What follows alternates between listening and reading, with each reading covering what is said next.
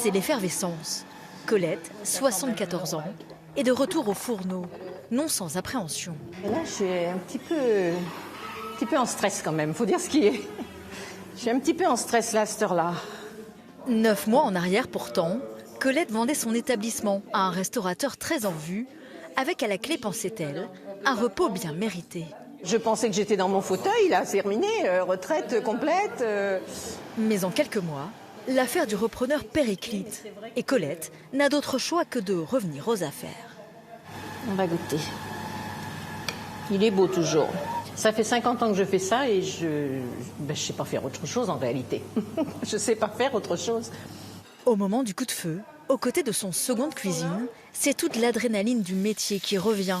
La retraite tant espérée est déjà loin.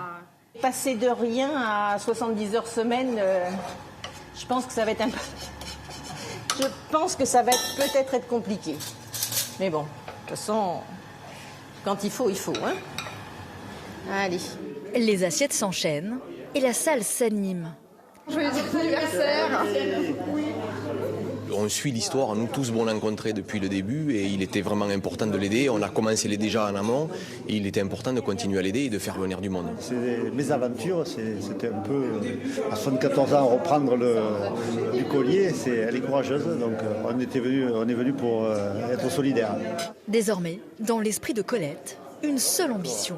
Retrouver ma clientèle, faire 3-4 mois à fond et trouver un acheteur sérieux.